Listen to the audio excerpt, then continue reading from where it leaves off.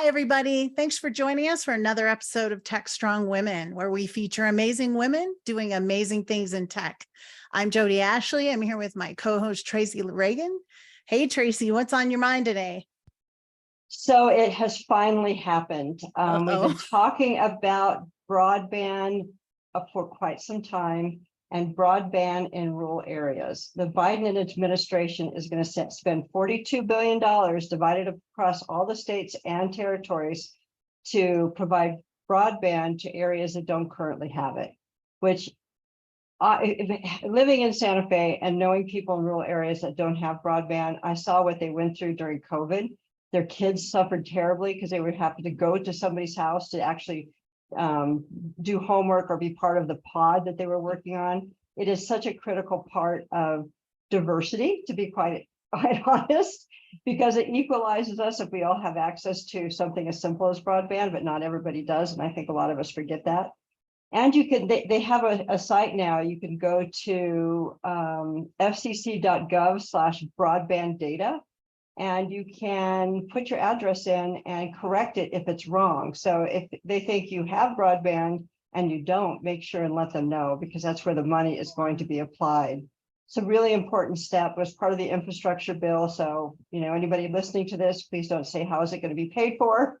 It was paid for through the infrastructure bill. And now they've announced the exact amount of money that they're going to be spending and how it's going to be distributed. And every single one of you can be part of it by going out to that map and identifying if you don't have broadband, and it indicates that you do. So I am so relieved for some of the folks that I live around that have needed this for years and years and years. We have had people come, I've had people come up to our house just to do something as simple as filing for unemployment because they had no access to broadband. That's so crazy. We are here. We are starting to enter into the real 21st century, and I'm very excited about it. That is like so exciting and so needed. So I think that's just another thing that the pandemic popped right out. We knew it was there, but boy, that really shined a light on how bad it is and what the problem that needs to be corrected. So that's really good. Well, as always, you always have a great little tidbit for us, a little gem. All right. Well, I would like to introduce all of you to today's guest, Karen Worstell. It's Worstell, right? Mm-hmm. Yes. Karen, tell us a little bit about yourself and what you're up to. Sure. Well, I've been in the cybersecurity industry for a long time. I kind of got started in grad school back in the 1980s. So I've been in this really incredible place to work, field to work, and watched it grow over the years. And think it's really probably the best place we could possibly be. Today, I serve as the senior cybersecurity strategist at VMware. And very excited to be able to work with chief information security officers and their teams and mentor CISOs and so forth, as far as they're making the best out of their career. So we've arrived, right? Security is now something that everybody's talking about. Finally, don't you know? I used to have to clip. I used to search the newspapers and search the magazines and look for an article about cybersecurity that I could use in a presentation. That was probably 25 years ago, but yeah, now you can't turn around without seeing something about it. So I have to ask you this question. Cybersecurity has turned into a supply chain discussion. Personally, I think it belittles cybersecurity to try to reposition it around it being supply chain issues. And I'm talking about in source code and in open source, because I feel like it's a security issue, not a supply chain. When I think of supply chain, I think of, you can't get me my product fast enough. Yeah. We've been delivering, software developers have been delivering product quite fast. We just may not know what we're delivering always. We may not understand all the parts and pieces. And so that's why they call it a supply chain issue. How do you feel about that kind of pulling away from the security conversation?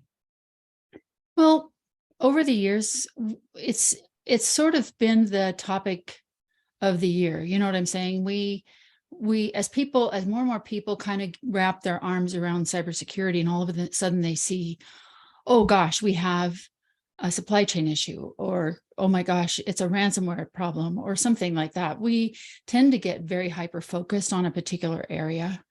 And it's one of the reasons I like to talk about something I've been preaching for a long time, which I call demonstrating due diligence to a defensible standard of care. And that means you do the right thing, right? So you recognize that you have a duty of care to the constituents that you are, for whose information you might be holding or the services that you provide, and that you take the reasonable steps necessary from their point of view for protecting your information or protecting the information that you hold on behalf of others. So I like to kind of, I am still trying to bring us back to center sometimes in the conversation. I agree with you that when we get hyper-focused on any one area, we lose the big picture. And if anything, cybersecurity is a big picture conversation. So yeah, and that really brings it home, because we do get, especially software developers, which I consider myself a member of, we love the shiny new objects. We are like watching a bunch of 4 or 5-year-olds play soccer, ball. yeah, the whole team follows the ball around the field. Yes. Yeah. Right now it's supply chain, but if we do get too focused, we are missing the big picture, right? Yeah. And we've, some of the things that we have to deal with, we've talked about for a long time. I'm also a big fan of talking about technical debt. And I heard a great line a couple of weeks ago that ransomware criminals are technical debt collectors. And anytime that we ship or we build or we chase the next bright shiny thing and we don't clean up after ourselves and pay attention to the details to the point where they're done instead of just kind of done, then we accumulate technical debt. And McKinsey came out with an article recently that said it's about 40% of the IT balance sheet in large companies, and is affecting their ability to do digital transformation because of the accumulated technical debt there. But it is a security problem. I almost want to call technical debt and security debt the same thing. Yeah, I would, I mean, from what I see in terms of, let's just talk about the software factory or the CI/CD pipeline. There's a lot of technical debt there that has to be replaced. We're at a point where it's got to be disrupted to get to the next level, but it holds us back because we've invested so much in it, even though it may not be the best solution for us today. Right. So how do you get over that? When you talk to customers, how do you talk to them about moving beyond that technical debt, or, cleaning up, taking out the garbage? How do you present that to them? Well, I have some experience with this and having done this in past roles, but and McKinsey talks about this in an article, and I'll share it so you can put it in your show notes. Yeah. So people can take a look at it, because if you just basically think of technical debt as security debt and then look at the way they talk about how to deal with it, I think we can learn a lot from that. And one of the things that they talk about absolutely has to be in place is that the tone at the top, the governance of this, the commitment of executive management to bear the tax that is going to take on every new project in order to address the technical debt. Even if I try to do a digital transformation project and I want it to be successful, I must address the technical debt that gets in its way. One of the things McKinsey suggests is that we apply something like a 20% technical debt tax to new projects. Number one, it makes us really think about the project that we're about to undertake and what's involved in making it successful. But it also, by necessity, engages the business in the conversation about their appetite for the next new thing, and making sure that we don't keep repeating this mistake and adding to the pile, that we say it's important to fix this. We're going to fix it as we move forward. So we're not just doing one or the other, we're doing both, but we're doing it in a way that's smart and recognizes that you can't continue. I use the metaphor of cleaning one's room, right? You can't live in a room or a house for 20 years and never clean it. But Well, that's kind of what we do. You shouldn't. Maybe Some somebody level of- does, some right? level of But it's not a purging is place that required. anybody No, wants to live. absolutely. It's Yeah. just miserable. Right. Right. Yeah. So it's kind of like that with IT. Yeah. And it's not just IT, it's not just the IT organization's problem, it's the entire company's problem. So it takes some governance with some real teeth to make it work. But I will say that when it is addressed, it has the potential of putting a company on the fast track to being able to implement the things that are new and to be able to take advantage of the technology opportunity that moves their business forward. And my experience was when we addressed the security debt that we had accumulated in a past company, in a very deliberate sort of way, we started deploying defect-free code. Our break fix went away. We went from a 791 outage call 6 days a week for 2 hours to none. That kind of thing costs money, and we don't actually really always quantify it in a way that makes a compelling case. But I think we would have paid back. I think I spent about $10 million in 10 months for that project, but we would have made it all back within 18 months if we'd had that opportunity. So it's something that I think is not just a tax. It's not just a hardship. It's not just oh my gosh, this is drudgery and I have to do this. When you see what it does for your business and the ability to move forward, it's very exciting. So I'm hoping that more people will embrace that. Who carries who leads the charge on that? So who is the person who should be out there? Is it CISO who should be out there saying, we've got technical debt, we've got a clean house? Who is the best candidate in an organization to lead that conversation? Obviously a CEO or a CTO would be great, but sometimes they don't understand it. Yeah, it's a fantastic question. And in light of the recent developments around CISOs and their roles, it's a very pertinent question. This is not a CISO problem, but it's not a CISO problem. It is a risk management problem. And it needs to be something that is assessed and reported, quantified and reported on to the board of directors. And then the board of directors has to basically say, this is the risk tolerance we have for this sort of a problem. Help drive the strategy that says this is what we need to change. And we're going to keep an eye on it, and they're going to monitor it. And then it's up to the C-suite to implement that. And of course, the CISO would be a part of that. But right. To box it into it has to be part of every business unit's decision. They have to say, this is how we're going to run the business. This is what our appetite looks like for new technology and the next bright, shiny thing. How are we going to make sure that we do this in a way that pays attention to the risk and to the best possible outcomes for the company? I like that, reframing it as a risk management problem. It's obvious, but sometimes the most obvious things are the hardest things to see. It is truly a risk management. Security is a risk management problem. Are they willing to take on risk, right? And that becomes the question. Is the risk worth it? Or do we want to tighten up the ship? Do they even know what the risk is? I think is the first question that we have to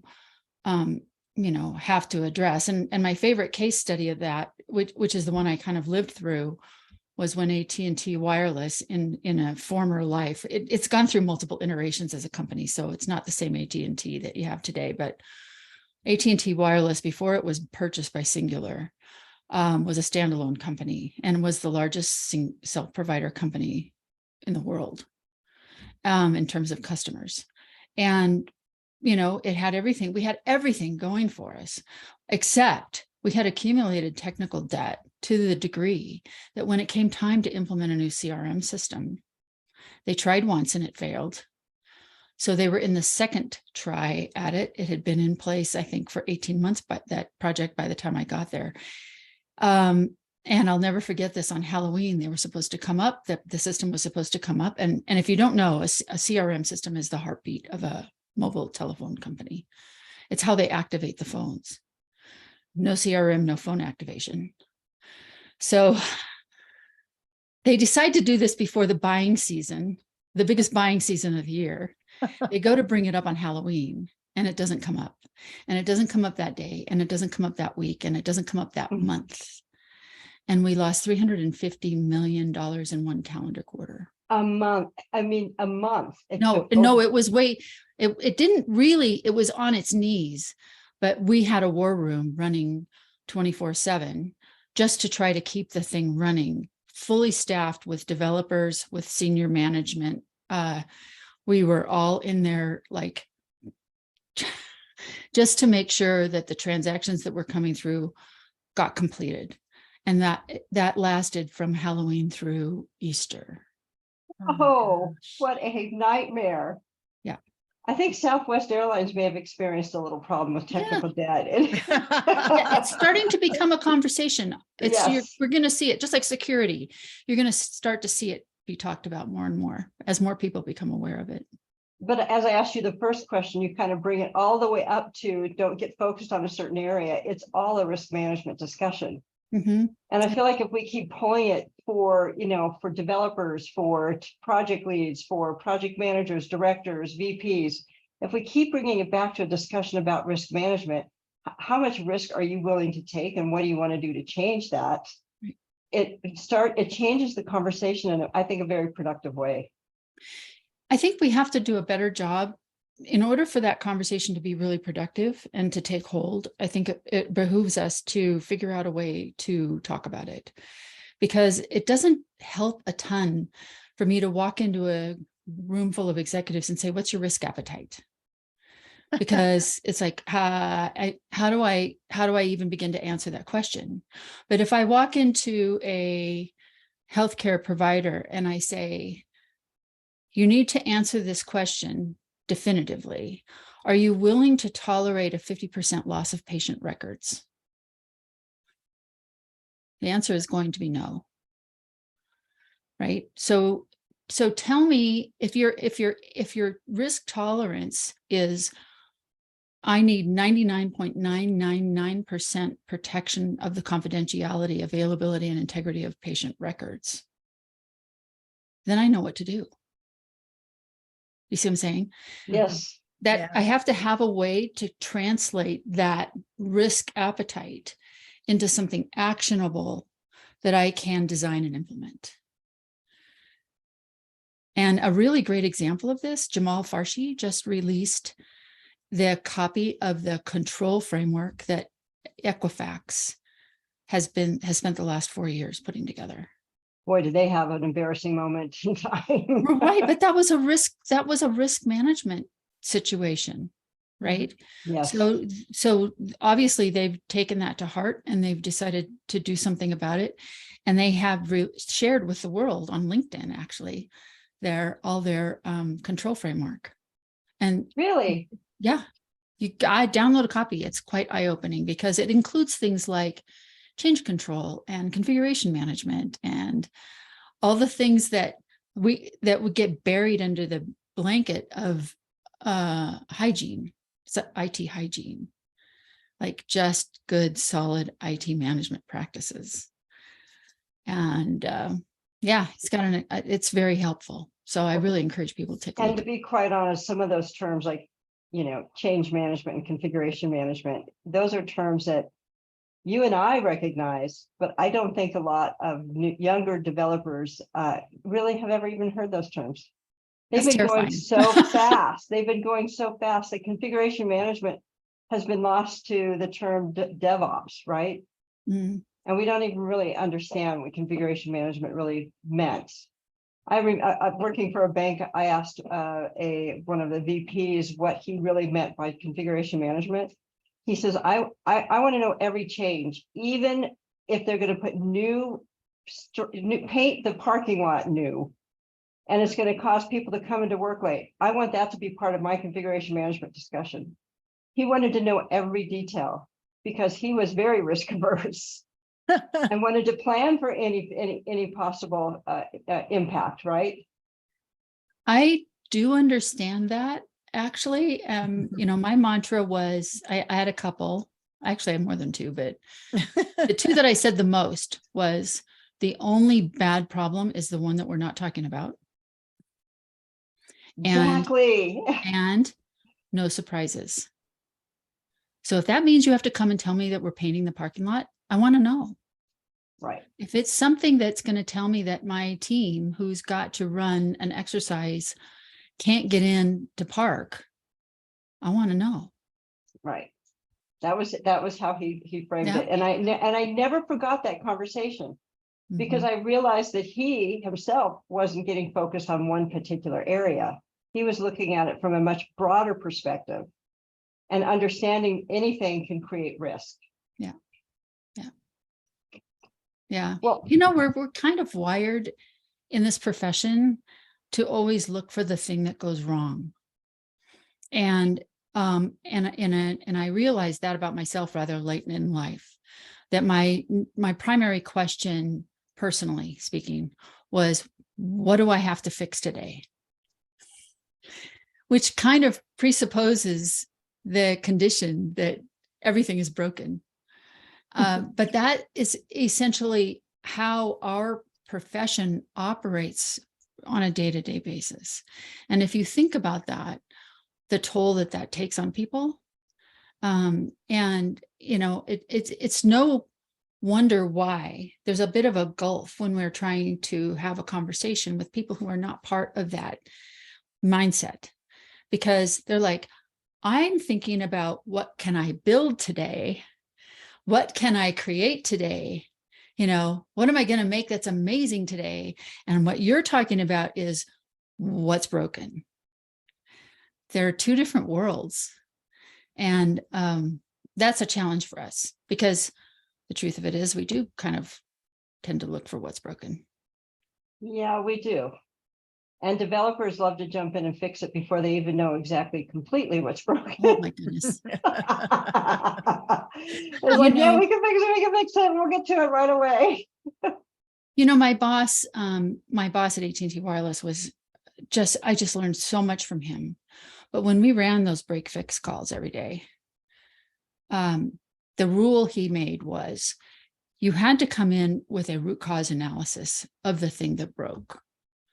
And you had to come in with a solution. And very often the solution that would come in was, we got a patch from the vendor, we're going to put it in today. And he goes, what does the patch do? Well, I don't know. We got it from the vendor. Okay, but that's a technical debt issue, actually. Applying patches that we have no idea what they do. So, I'm not trying to advocate for slowing down the DevOps cycle, because I know it's gotten to a speed that is something that, is a wonder to behold. At the same time, it terrifies me a little bit that you say they don't understand what configuration management and change control and all of that might look like. And the truth is, it's not the same as it used to be. So we can't just go back to that, but we do have to figure out how we're going to avoid this accumulation of back to the technical debt, how we're going to avoid that when what we're deploying is not completely fully baked. If it's going to be a deploy and see what breaks, you're going to have technical debt. That's why we have chaos engineering. Yeah. So we learn how to respond quickly, put out the fire as soon as possible. But in a Kubernetes environment with microservices, all this gets exploded out. So we are definitely in a place where that DevOps pipeline that you're referring to, the tires are a bit old. Yeah. And the front end needs some alignment. And we're going down the freeway at 90 miles an hour, and it's wobbling all over the place. And who knows when the next blowout is going to occur. And that is honestly a perfect description of where we are in terms of what we used to talk about configuration management, that is just moving at this huge speed. It's just fast. And we've been told to do that for so long. And now we really have to look at how we add security in there, how we add the human element in there. And I know Jody wants to talk about this, so let's shift to the human element. Let's Okay. talk about your concepts around being flame proof and women. Yeah, I want to talk about Because flame we proof take, women we in take a- tech and burnout and how I think it's really bad right now. I mean, for everybody, but especially since the pandemic where everybody just sat in front of their computer 24/7, right? Everyone's trying to find a path back to what's normal look like, right? And we Right. see it. Everybody's changing jobs every 5 minutes. We went through a spell there. It was insane for all last year. I know they're still going on, but I would love to hear about the coaching and training and things. It sounds like from what I've read a bunch and you're very passionate about it. And I'm very excited to hear what you're doing. Oh, thank you. Yeah, it means a lot to me. My fundamental reason for why I care about it so deeply is that I learned very early in my life that my life is the result of and dependent upon standing on the shoulders of the people who went before me. And for us in this industry, when I was so shocked in 2016 when I saw the number of women leaving the tech industry for good, that the number had like fallen off a cliff. Every other area of STEM grew, but for women, it was dropping precipitously. Like from 34% of the computing workforce to something like 18. And since I got my graduate degree, if we're not around to be those shoulders, we are the shoulders. Absolutely. So then the question is, all right, I'm all about self-preservation. If I've been through burnout in a big way twice. I had to kind of like learn the hard way. And it sneaks up on people. So there's no harm or foul. You can't be judged for having gone through that experience, I would argue. But at the same time, we are very clear about what leads up to it. And for the most part, it's completely preventable. So my goal is to try to help everyone, not just women, but men. We have burnout for different reasons, I think, Right. to some extent, but try to help men and women stay in the game as long as possible, because we are those shoulders. So it's a bigger thing than just me. Like, I don't want to lose this job, but at the same time, it's like, I need to think about what that signal sends to other people when I'm not here anime Mm-hmm. Right. So, Well, and the Yeah, signal we send too by never taking, I think we're starting to live in this world where companies aren't saying you have 2 weeks of vacation. They're saying you have unlimited vacation, and nobody wants to use it because they're afraid that we have the exact flip on that front where people don't take it. They don't take a break. They don't have work-life balance. mhm. And if our leaders don't model that, I'm very fortunate to work for a CEO and a team whose our families and our work-life balance is paramount to him. Alan Schimmel is amazing about that for us. And, but not everybody is. Some people are just terrified that if they don't just keep pounding away, they're not going to be as valued, or someone else will be better because they took less time off than they did. And I think there's so many factors, but to me, that seems like one of the newer, really big miles to cross for people. We're prisoners of our own mind. And the story in our head. Like, Brene Brown, I think, is the one who came up with the term. This is, what's the story in your head? What's going on in that bubble? Like, I see this bubble above your head. What is that saying? Like the cartoon bubble, Yeah. Because Mine's scary a lot of the time. So from the standpoint of the tech sector, and I think many other sectors, advertising comes to mind, Mad Men comes to mind, right? Mm-hmm. Where you have the, sleep is optional. People die in bed. Don't go to sleep. And the badge of honor that says, well, I only need 4 hours of sleep a night, or I actually didn't go to bed last night. I've been, and oh, I took 2 red eyes in a row, or whatever the thing is. It became a thing to kind of brag about it. Yeah. And it's like, yeah, this is how committed I am. This is how hard I work.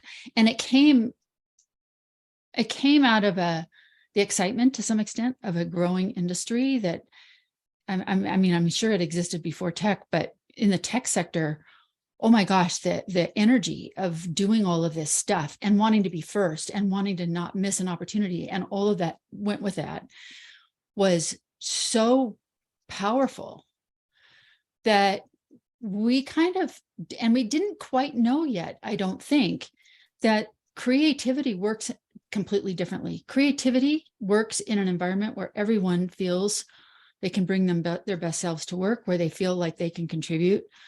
That there's a term people use a lot called psychological safety. I'm not going to be blasted out of the room for sharing my new idea, even if it's kind of bogus, right? Or might be bogus. I mean, we all think our ideas are a little bit great, and then we think they're horrible, but we go through that cycle.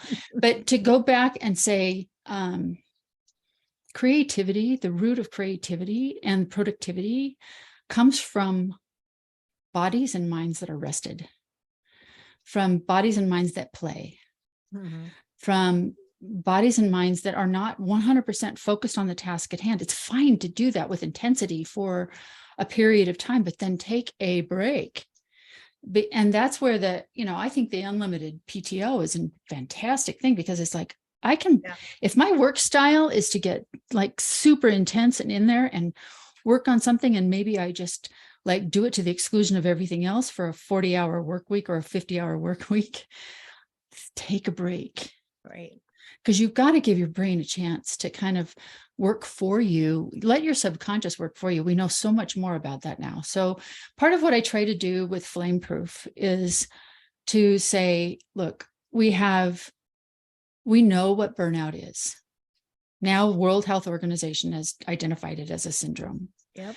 We know, I think it's really important to ask the question, not what do I do about it, but why does this happen? That's the important question. And when we understand the why, and if we're really committed to doing what we need to do to fix that, we will know what we need to do. And I think we have to do a better job of letting go of the fear of, the fear of missing out, and the fear of somehow if I just apply more energy and more effort here, that somehow I'm going to get the final result, and I'm going to get it faster and better. I'm guilty of that so much myself, and have been in my career. So I'm not trying to tell people something that says you should be doing this, because hello, I did it. So, but the lesson really came home clearly to me when I ended up needing surgery. I don't know if you've ever had sinus surgery, but it's like pretty brutal. And I needed to have surgery. And when I asked the doctor, I was in the middle of a big project.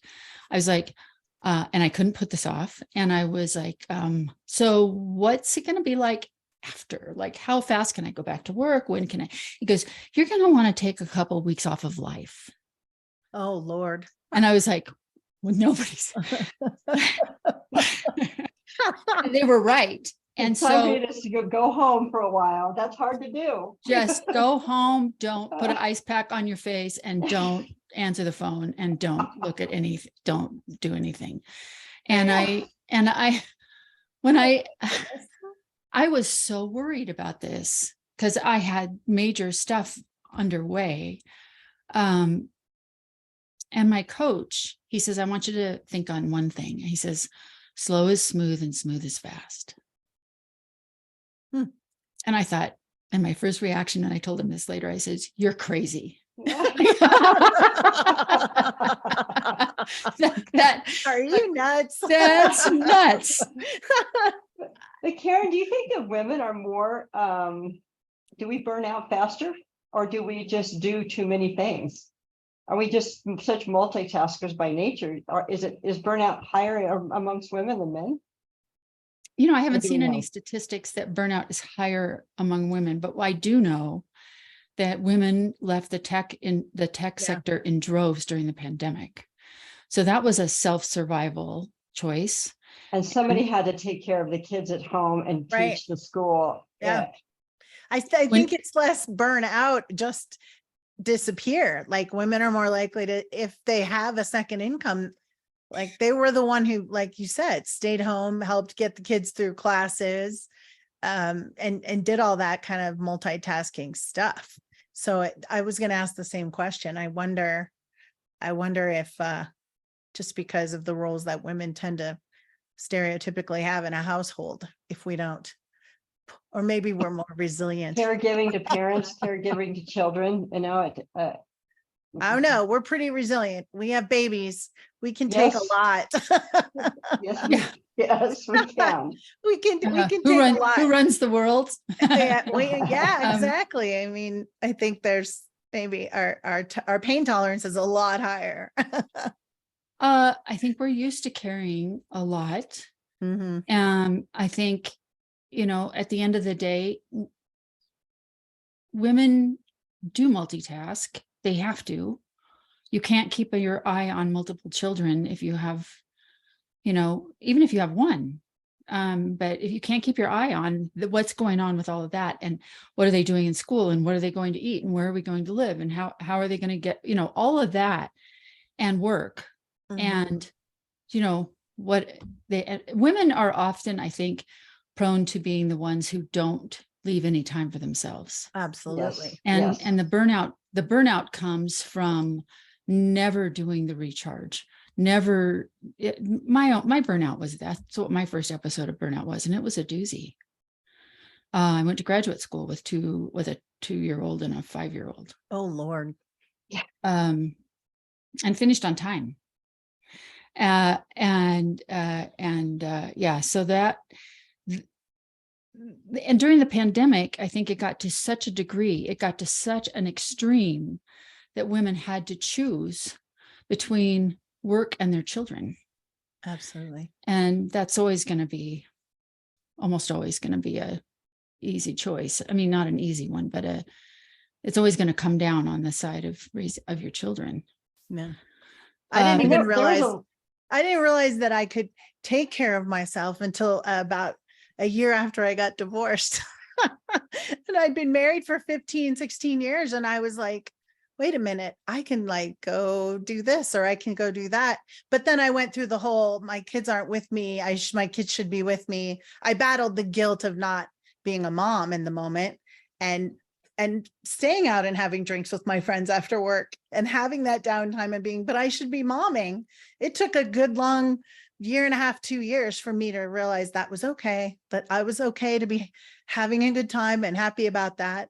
And I think that's what's hard. And I think downtime, when you talked about getting away, but I think with all the screens and phones, what drives me nuts is like the expectation that I'm on vacation today and I'm going to answer your email, or I'm going to answer, your Slack message. I don't. If I'm off, I don't do that. Now my husband drives me bonkers. Like I'll hide his phone. So I'm like, this is our vacation. This is a day off. Nobody's going to die if you don't answer a Slack message. I think that's the thing, that people stay tied to all that, even though they should be just taking a break, you know? And there was a lot of burnout in, especially in SREs, people who were working in the SRE space during COVID. They were unsung heroes to keep systems up and running in environments that were remote, and they hadn't had that kind of experience before. They had logon issues. They had issues getting into places where they needed to be because they weren't in a physical environment.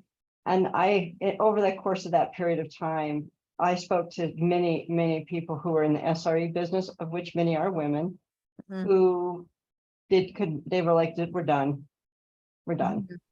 Too much. Trying to hold up this company and try to hold up the family. It was just too much. Yeah. And women leave too because of raising families, but is there a way, are organizations and companies, does the enterprise try to create pathways back in and use transferable skills when they're ready to come back? Is that a focus that enterprises have? It is at VMware. And so I'm seeing more and more of that, like reentry opportunities. And yeah, I think there are companies. I don't know how many of them there are, and Mhm. it's really hard to tell, like a company's policy versus what they really do. Yes. But I see it at VMware. So that really encourages me. I hope that they can continue to set that kind of an example. And it's one of the reasons I work here, because I just believe so much in the way that they treat people. So that's a big one. There's a lot for women to think about when they just choose to step out. And I would hope that we begin to think that maybe we should talk to somebody before we make that decision. The decision And to to leave industry, to Mhm. leave your job because of you're not particularly flame proof, and maybe it's really hard right now at home and it's hard at work. Mental health, I think, is a discussion that every organization should be having, and making sure that individuals have an open door that they can go in and talk to somebody. And this is why mentorship is so important.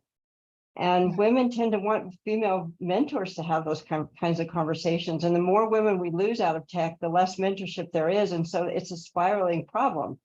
And I hope that we can somehow figure out how to create better mentoring programs for young women coming in, so that if they do go off and have a family and they are starting to feel really overwhelmed, they have somebody to come talk to about it, to look for solutions other than them just stepping out of work. Yeah, well, and I think that's kind of the idea behind the talks I give and the workshops I give on flame proof and burnout. I will say really quickly, because I know you're going to want to have something for your audience that they can do with. Mhm. And the tagline to being flame proof, flame proof your career and your life and handle adversity like a boss. The key is in the tagline. So the idea that we will not have adversity is unrealistic. And the question then is, the science shows that the quality of our life is determined to a large degree by the quality of our emotions. And so if I have a really rough week and I dwell on the coulda, shoulda, woulda, or what did that person do to me? Or if I embody my full victimhood or any of that kind of jazz, I am choosing a certain set of emotions. I might have resentment. I might have anger. I might have, you name it, right? None of those are helpful. So in handling adversity like a boss is not to say that everything's going to be rosy. But when I can reframe a situation that says, I am in control of this, I do have at least two choices. I am also allowed to make those choices. And I also know how to find the people around me who can advise me, to your point, right? Who are going to come to my aid and be here, have my back, talk to me about what it is that I need, help me evaluate what it is that I need to do if I'm not able to do that on my own, for whatever reason in the moment. But the way that we choose, to handle adversity like a boss, what does that mean for a person? Does boss mean brave? Does boss mean bold? Does it mean self-respect? Does it mean, what does that embody? So pick the BOSS and pick your leadership traits that are the ones that you want to embody, and make them the positive ones. Right? Absolutely. Because that's where, look, I can roll with almost anything. Almost anything. At work, for sure, anything. In my personal life, almost everything. And that is how I choose to embody those emotions on a day-to-day basis that help me deal with whatever comes. So that's my encouragement. I mean, it is you always have at least two choices, and your emotions are a choice. Absolutely. Absolutely. What a great place. We're almost out of time here, but what a great place to end the conversation. Karen, thank you so much. This was great. It was really great to chat with you, and what a great conversation. I know our audience is really going to enjoy watching this. Everybody, thank Karen, thank Tracy, and stick with Tech.Strong TV. There's a lot more great shows coming up for you guys to watch today, and we'll see you on our next episode of Tech.Strong Women. Thanks. Thank you so Thank much for you. having me.